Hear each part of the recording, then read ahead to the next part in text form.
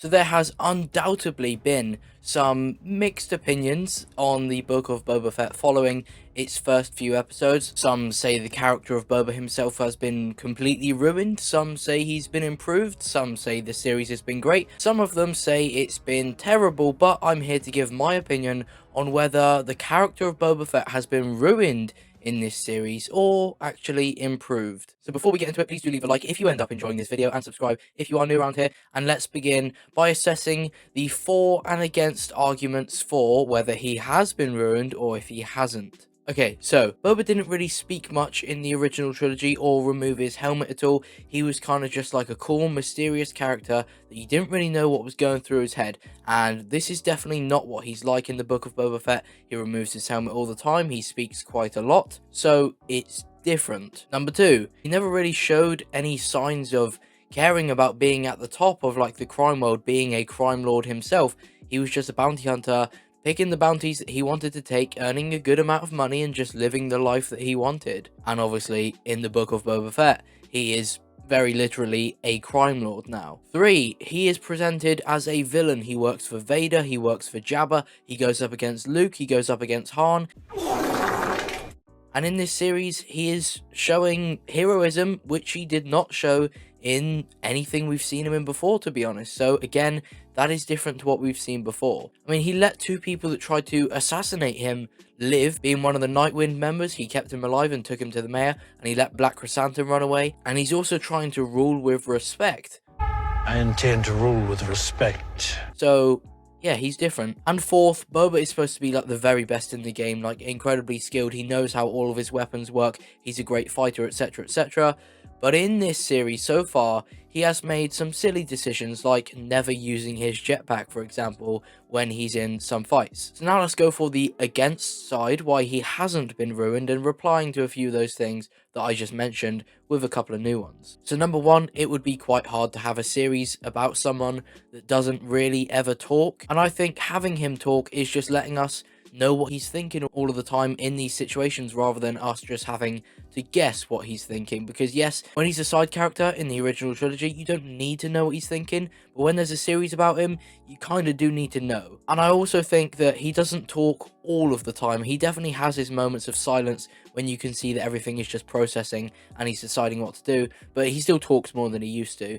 But I think that's fine. Secondly, we also haven't really seen much of Boba, or we didn't really see much of Boba in the original trilogy. Like, he literally got 5 minutes of screen time, so it would be very, very bold to assume that we know everything about his character, about his personality, how he would react in different situations, etc, etc, and be annoyed when he reacts differently, because, like I said, the chances of us knowing everything about him is very slim. So maybe Boba hasn't even been changed, we've just been shown what we didn't get shown before. Thirdly, in the Clone Wars, we see a young Boba Fett many times not be fully presented as a villain, you know, when he's hesitant to kill the people when Aurra Sing says to, and then when Aurra Sing leaves him when Plo Koon and Ahsoka go, and Plo has hold of Boba and he can't escape. After she just ditches him, Boba confesses where the, hostages were being kept. So he's always had some kind of morality, and between the OT and the Book of Boba Fett, that just came out a little bit more. 4th, you know, he could have just learned from his past experiences. You know,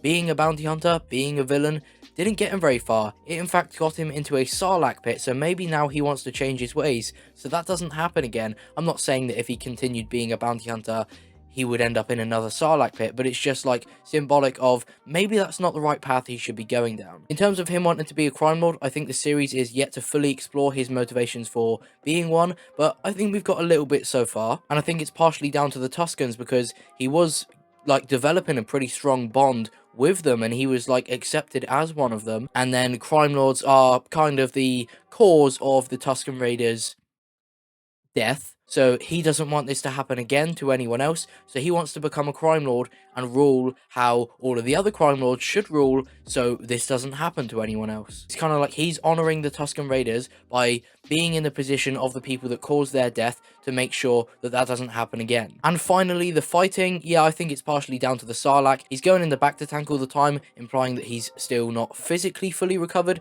but it's more the combat decision making that people are complaining about, like the lack of his jetpack use. But I think it's fair to assume that the Sarlacc has messed with his brain a little bit, because he's getting so many flashbacks whenever he's in the Bacta tank. So that is probably an effect that the Sarlacc pit had on him. So maybe he's just taking a bit longer to think when in combat situations, a bit longer to process what's happening. But other than that, I don't really have anything for that. He probably should have been using his jetpack in the episode 1 assassin fight, especially considering in the Mandalorian he was doing pretty well, made all the right decisions. So there's all the for and against, and by that you may assume that I am more on the against side of him being ruined.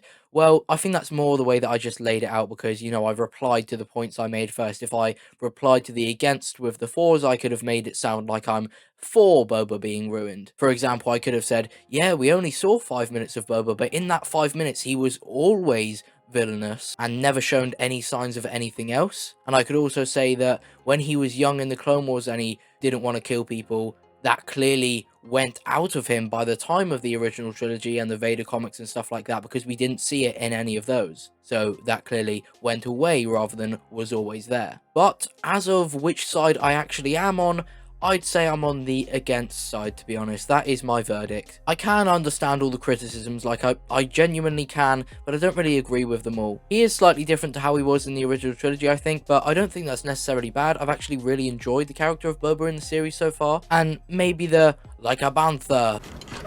Like a panther. Yes? Is a little bit out of character, but other than that, I think he's been relatively in character.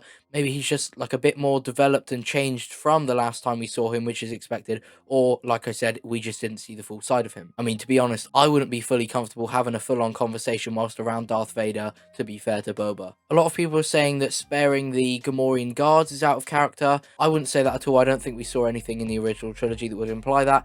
And also recruiting the cyborg gang, yeah, maybe, but there's nothing that directly shows us why he wouldn't do that, especially when he is in a position where he kind of needs them. It's just logic. We know Boba is smart, and that was a smart thing to do. Both of those were smart to do. And yeah, I do fully agree with all of the against points, which is kind of why my final verdict is that I don't think Boba has been ruined. Some of them are reaching and making assumptions, but I'm more on like the positive side, where I'd rather search for an explanation to something myself rather than automatically assuming it's bad, it doesn't make sense, it's a plot hole, or anything like that. But I know a lot of people would rather have like the stuff explained to them, which is absolutely fine, and nothing against you if you do that, because, you know, some of the things just aren't explained and they are hard to process. But I quite enjoy diving deeper and finding out the answers and potentially giving them to you. So if I've helped you in this video understand the character of Boba Fett as of right now in Star Wars, then please do let me know. I'd love to hear it. So with that being said, like I said, if you enjoyed this video, please do leave a like, subscribe if you're new around here, and if you liked any of this video, let me know what you thought about it. And if you want to know what I thought about the last episode, then click the video on the screen right now. Thank you for watching. Goodbye.